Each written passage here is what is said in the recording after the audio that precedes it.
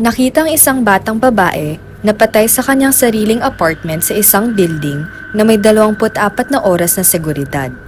Sinikap ng pulisya na mulutas ang nakakatakot na misteryo na ito sa loob ng 2 linggo at tanging mga dosenang surveillance tapes ang nakatulong sa kanila na alamin ang malungkot na katotohanan.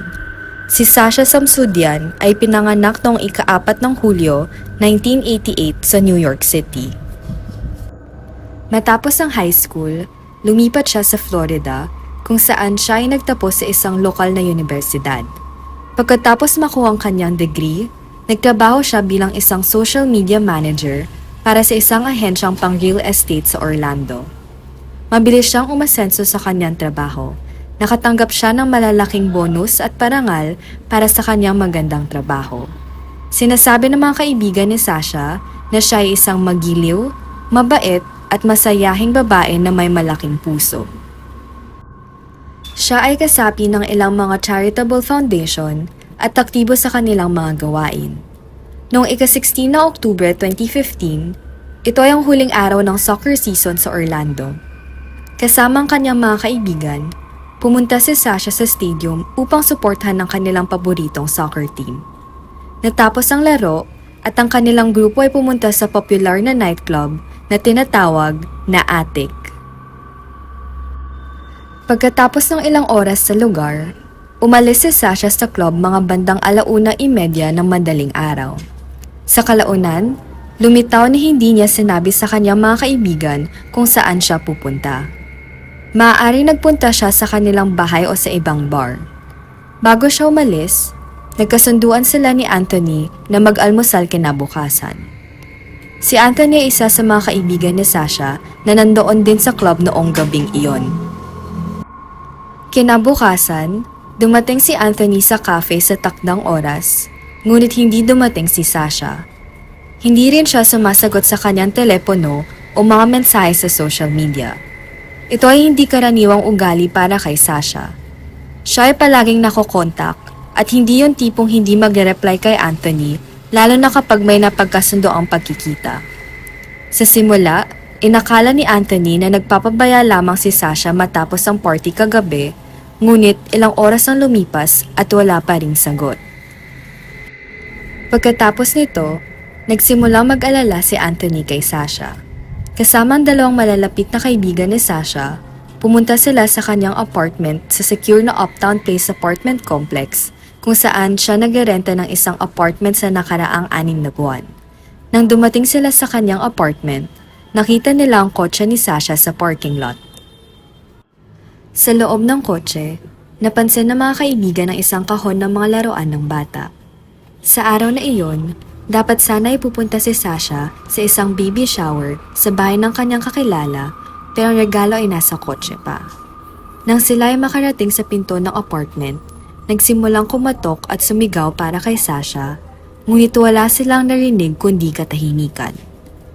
Ito ay labis na nakakabahala, kaya't nagdesisyon ng mga kaibigan na tumawag ng 911. Dumating ang pulis sa kanyang bahay, mga bandang 8:00 ng gabi.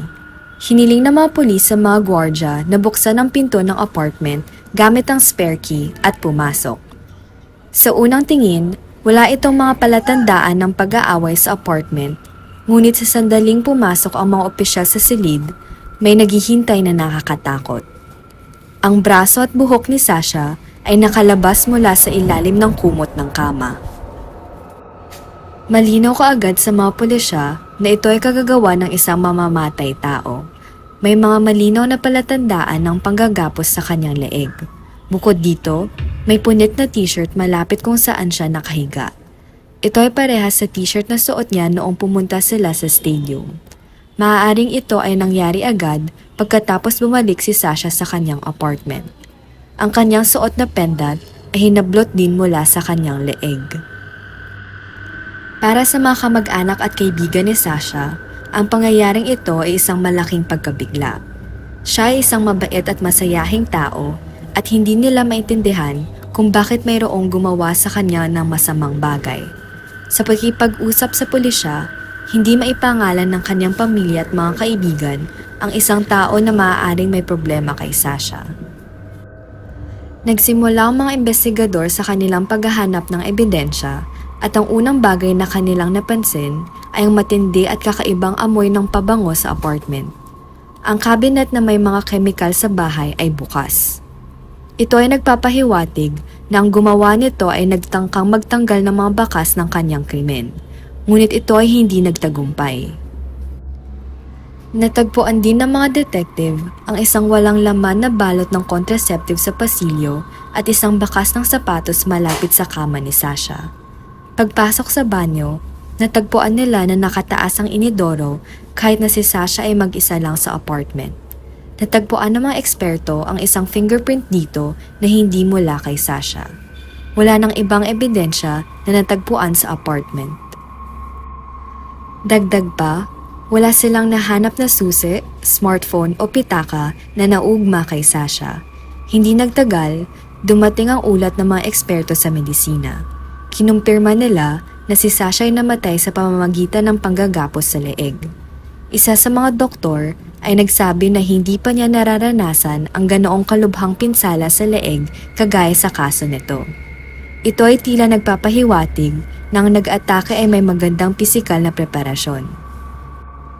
Natukoy rin ng mga eksperto na si Sasha ay nagahasa.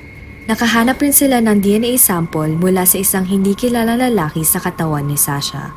Sa kasamaang palad, walang katugmang DNA ang natagpuan sa mga database. Nagsimula ng mga detective sa paghahanap ng mga saksi at una nilang tinanungan ay ang security guard na nasa duty noong gabi. Siya ay si Stephen Duxbury, 33 taong gulang, isang dating Marine. Sinabi ni Stephen na nakita niya si Sasha noong gabing iyon. Sinabi niya na labis na lasing si Sasha at nagtangkang pumasok sa apartment, ngunit hindi ito nakapasok. Kulang si Sasha ng mga susi, badge at smartphone.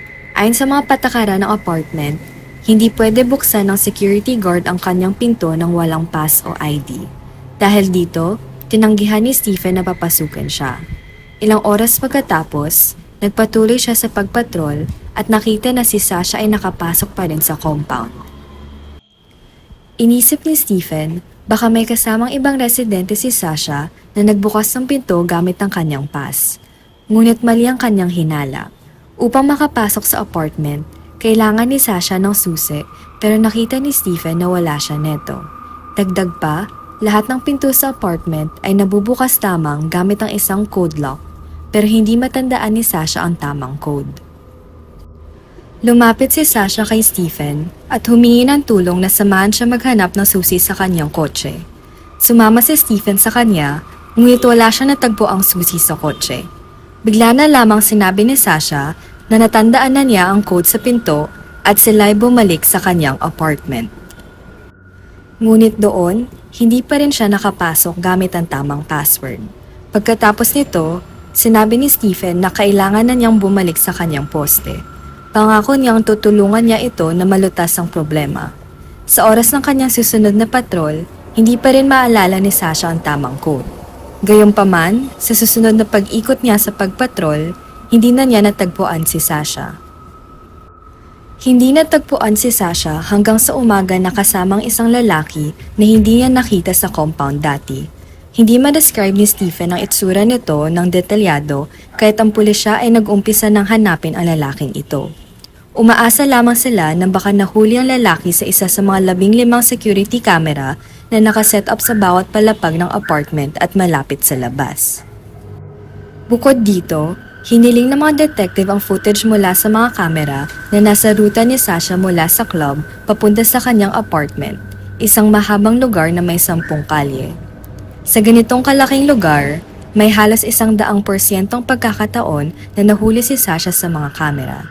Pagkatapos pag-aralan ng footage mula sa club at ang paligid nito, agad natukoy ng mga investigador si Sasha. Nakita nilang lumabas sa club si Sasha at tumunta patungo sa kanyang apartment. Naging kakaiba siya sa mga madilim na kuha ng kamera dahil sa kanyang damit na may matingkad na kulay. Siya ay may puting pantalon, lilang t-shirt at flip-flops. Makikita sa mga madilim na larawan na si Sasha ay lasing na lasing at nahihirapang maglakad. Ito ay nagpapahiwatig na uminom siya ng maraming alak sa club na tumutugma sa testimonya ng security guard. Napagtanto rin na si Sasha ay mag-isang umalis sa club. Saglit pa, nahuli siya ng isa pang kamera at ngayong kasama niya ang dalawang babae. Ipinalabas ng pulisya ang kanilang mga larawan sa mga kaibigan ni Sasha, ngunit walang nakakakilala sa kanila. Ito ay nagdulot ng paniwala sa mga detective na ang tatlo ay nagkita sa kalsada. Mahalaga para sa mga detective na mahanap ang mga babae dahil maaaring may mahalagang impormasyon sila. Upang gawin ito, ipinadala nila ang mga larawan ng mga ito sa lokal na media at sa madaling panahon nahanap ang mga babae. Sa panahon ng pagtatanong, sinabi ng mga babae na nakita nila si Sasha sa kalsada. Sa oras na iyon, may dalawang lalaki na lumapit sa kanya at nagtangkang makilala siya. Dahil madaling araw na, natakot ang mga babae para kay Sasha at nagdesisyon silang samahan ito pa uwi at yakin na nakabalik ito ng ligtas sa bahay. Gayon din, sa kanyang pag-uwi, wala siyang cellphone o anumang iba pang personal na gamit kaya't sumama sila sa kanya sa kanyang apartment at naghintay hanggang siya ay nakapasok. Dahil wala siyang pass, kailangang maghintay si Sasha na magbukas ng pintong ibang residente. 1:46 a.m., nahuli ng mga kamerang isang lalaki na lumapit kay Sasha at kumakausap dito ukol sa isang bagay. Ito pala ay isa sa mga residente ng complex na nagbukas ng pinto para sa kanya gamit ng kanyang pass. Ito ay nagbigay sa mga investigador ng eksaktong oras kung kailan nakapasok si Sasha sa building. Ang lalaki ay hindi na nahuli sa ibang kamera kahit hindi siya itinuturing na suspect ng mga detective. Nagpatuloy ang mga pulis sa pagsusuri ng footage at 20 minuto pa lang ang lumipas, napansin nilang isa pang kakaibang detalye. Lahat ng mga kamera sa building ay may kasamang tunog at sa isang punto, sa labas ng sakop ng kamera, narinig nila ang mga hakbang. Nakumpirma ng mga investigador na si Sasha ay naglalakad sa tabi ng kamera sa koridor ng building. Sa sumunod na pagkakataon na siya ay napansin ay bandang 2:25 a.m. na. Ngunit kasama na siya ng security guard, sila ay patungo sa parking lot at pagkatapos ay bumalik sa compound. Ito rin ay tumutugma sa kwento ni Stephen. Pagkatapos nito, hindi na nahuli si Sasha sa anumang kamera at ang mga investigador ay nahirapan na naman. Nagpa siyang pulisya na tanungin ng mga lalaki na naging kasintahan ni Sasha noon. Ito ay base sa ideya na maaaring sila ay may kinalaman sa pagkamatay ni Sasha. Madalas, ang mga may sala ay isang taong malapit sa biktima. Ang pangalan ng unang lalaki ay si Taylor. Matagal nang hiwalay si Taylor at si Sasha, ngunit nagpatuloy ang kanilang pagkakaibigan. Siya ay nagtrabaho bilang bartender at nag-duty hanggang alas 9:30 ng gabi noong ika-16 ng Oktubre. Nagsagawa siya ng kusaang DNA sample, ngunit hindi ito tumugma sa sample na natagpuan sa katawan ni Sasha. Ang sumunod ay si Ben para sa pagsusuri. Bukod sa kanilang relasyon, siya rin ang huling taong kanyang tinext bago siya namatay. Natuklasan ng mga detective na bandang 5:12 a.m., nagpadala si Sasha ng text message na naglalaman lamang ng kanyang pangalan, Ben. Ito ay labis nakakaiba, lalo na't ayon sa kwento ng security guard at ng dalawang babae, wala siyang cellphone nang bumalik mula sa club. Natuklasan din ng mga investigador na plano ni Sasha na makipagkita kay Ben sa katapusan ng linggong iyon. Gayunpaman, may alibay ang lalaki. Noong gabi ng pagpatay, kasama niya ang mga kaibigan. Bukod dito, kusang ibinigay niya ang kanyang DNA sample na negatibo rin. Sa oras na iyon, natapos ng pagsusuri ng mga detective sa lahat ng maaari nilang gamitin na footage mula sa mga kamera at bigla na lang napansin ang isang kakaibang bagay. Tinanungan muli nila si Stephen Duxbury at sinabi nito na natapos ang kanyang shift saktong alas 6 ng umaga. Pagkatapos ay umuwi na siya. Ngunit, siya ay nahuli ng isa sa mga kamera na lumabas ng building bandang 6:36 ng umaga. At hindi lang iyon. May dala siyang dalawang malalaking basurahan na may pulang hawakan. Ganito rin ang mga nakita sa apartment ni Sasha. Pagkatapos ng usapan sa pamunuan ng apartment complex, Natuklasan ng pulisya na hindi bahagi ng trabaho ng mga security guard ang mag-ayos ng basura. Nagkaroon ng lohikal na tanong, bakit nahuli si Stephen ng halos 1 oras? At itinago niya ito mula sa pulisya at naglabas pa ng basura mula sa apartment ni Sasha. Sa lahat ng mga kahinaan na ito, inalok ng mga investigador ang isang polygraph interrogation sa security guard. Nang tanungin kung siya ba ay pumasok sa apartment ni Sasha, sinagot ni Stephen na hindi, at naitala ito ng makina bilang isang kasinungalingan. Pagkatapos, ay tinanong siya kung alam ba niya kung paano namatay si Sasha. Magkakaibang tanong ang ibinigay sa kanya. Tinaga si Sasha ng matutulis na bagay o pinatay sa panggagapos sa leeg. Sa huling tanong, biglang tumaas ang puso ni Stephen. Ang impormasyon tungkol sa dahilan ng pagkamatay ni Sasha ay hindi pa nailalabas kahit saan. Kahit nang pumunta ang pulisya sa apartment ni Sasha na may iba pang mga gwardya, hindi sila pinapasok. Ito ay nagpapahiwatig na tanging si Stephen lamang ang maaaring makaalam ng tamang sagot kung siya ay nasa apartment ni Sasha sa oras ng pagpatay. Gayunpaman, halos imposible na makulong ang isang tao batay sa polygraph reading lamang, kaya't kailangan maghanap ang pulisya ng karagdagang ebidensya. Hiniling ng mga investigador kay Stephen na ipakita ang mga sapatos na suot niya noong gabing iyon. Ipinakita niya na ang isang pares ng sapatos ay hindi tugma ang mga swelas nito sa bakas na natagpuan sa apartment ni Sasha. Ngunit, nakuha rin ng mga detective ang isang search warrant para sa kanyang apartment kung saan natagpuan nilang iba pang mga sapatos na eksaktong tumutugma.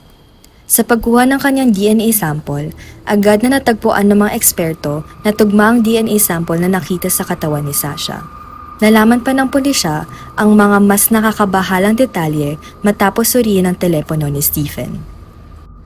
Sa mga bandang alas 5 ng umaga, siya ay naghanap sa Google kung paano mabilis na buksan ang isang pinto na may combination lock. Pareho ito sa pinto ng apartment ni Sasha. Sa wakas, natagpuan ng mga detective ang isang malupit na marka ng kagat sa braso ni Stephen, pati na rin ang maraming mga galos sa kanyang katawan. Lahat ng ito ay sapat na para arestuhin ang lalaki at kasuhan siya ng pagpatay. Sa ganitong ebidensya, walang sino man ang may alinlangan tungkol sa hatol. Ayon sa investigasyon, nakita ni Stephen na labis na lasing si Sasha at naisip niyang pagsamantalahan ito. Pagkatapos maghintay ng ilang oras mula nang pumasok si Sasha sa kanyang apartment, binuksan niya ang electronic lock at pagkatapos ay inabuso at pinatay niya si Sasha. Ngunit may isang tanong ang nananatiling hindi malinaw. Patay sa mga kagat at galos sa katawan ni Stephen, mukhang lumaban si Sasha at malamang na sumigaw. Paano at bakit walang mga kapitbahay ang nakarinig? Ang bahay na tinirhan niya ay medyo lumang-luma na at malamang ay hindi gaano maganda ang insulasyon laban sa ingay doon. Pagkatapos ng pagpatay ni Stephen kay Sasha, nagsimula itong takpan ng mga ebidensya. Kinuha ni Stephen ang bleach sa closet ni Sasha, isinaboy ito sa buong apartment pati na rin sa katawan ni Sasha.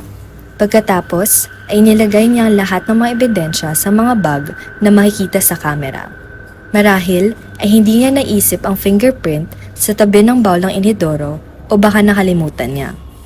Nagsimula ang paglilitis ni Stephen noong Nobyembre 2017. Umaga pa lamang, hiningi na ng kanyang abogado na alisin sa pag-aaral ang ilang pangunahing bahagi ng ebidensya dahil umano'y niloko ang kanyang kliyente. Kasama rito, ang mga boots na natagpuan sa kanyang apartment pati na rin ang polygraph evidence. Ngunit hindi nangyari iyon. Nanatili ang lahat ng ebidensya sa case file. Gayunpaman, kahit wala ito, napakaliit pa rin ang tsansa ni Stephen na mapawalang sala. Sinubukan din ng abogado na gamitin ang kakulangan ng investigasyon sa mga footage ng kamera na nagpapakita na pumasok ang kanyang kliyente sa apartment ni Sasha. Ngunit, naibasura ang hakbang na ito dahil may mga fingerprint at DNA na natagpuan sa loob ng apartment. Sa huli, sinabi ng abogado na maaaring mayroong kusang pagkipagtalik sa pagitan ni Stephen at Sasha noong gabing iyon. At nang umalis si Stephen, may iba nang pumasok sa apartment at pumatay sa kanya. Siyempre, wala rin nangyari sa hakbang na ito. Ang paglilitis ay tumagal lamang ng 1 linggo na napakabilis sa pamantayan ng Estados Unidos. Matapos ang 4 na oras na deliberasyon, ipinahayag ng hukom ang hatol. Pagkakabilanggo na tumatagal ng buong buhay ni Stephen para sa pagpatay at karagdagang 15 taon para sa sapilitang pagpasok at pagnanakaw. Pagkatapos ng hatol, nagbigay ng pahayag ang mga magulang ni Sasha. Pinasalamatan nila ang pulisya para sa kanilang mabilis at dekalidad na investigasyon at ipinaabot ng kanilang pakikiramay sa ina ni Stephen na naroroon sa pagdinig. Binanggit nila na ang mga magulang ni Stephen ay nawalan rin ng anak noong araw na iyon. Sa lalong madaling panahon, isinampa ng pamilya ni Sasha ang kaso laban sa pamunuan ng complex na may responsibilidad sa pagpili ng mga security guard pati na rin ang tagagawa ng code lock. Sa mga pagdinig, lumitaw na madalas na nagrereklamo ang ibang residente ng complex tungkol sa pang-aabuso ni Stephen, ngunit hindi kumilos ang pamunuan. Tungkol sa kandado, itinuturing ng mga abogado ng pamilya Samsudian na ang modelo ay hindi sumusunod sa mga patakaran ng seguridad. Isinangguni nila bilang ebidensya ang isang artikulo na naglalarawan kung paano buksan ang ganitong kandado gamit ang simpleng screwdriver ng ilang segundo. Noong Pebrero 2019, sinubukan ni Stephen na igiit ang kanyang hatol, ngunit ibinasura ito ng korte. Sa alaala ng kanilang anak, nagpasya ang mga magulang ni Sasha na tulungan ng mga pamilya ng ibang biktima na malunasan ang kanilang kalungkutan. Ang resulta ng kwentong ito ay labis na nakakalungkot. Ang lalaking may tungkuling magbantay ay lumitaw na isang mamamatay tao. Ilang tanong lamang sa Google ang nakatulong kay Stephen na buksan ang pinto ng apartment nang walang masyadong problema. Karapat-dapat din nating bigyan ng espesyal na pagkilala ang 2 babae na nakilala ni Sasha noong gabing iyon. Hindi lang sila tumawag ng pulis sa kanilang sariling kagustuhan, kundi sinamahan pa nila si Sasha para tiyakin na makakarating siya ng ligtas sa kanyang bahay. Sa kasamaang palad, nasa loob pala ng kanyang sariling tahanan, matatagpuan ang pangunahing panganib kay Sasha. At dito nagtatapos ang kwento. Mag-ingat ka at salamat sa panonood.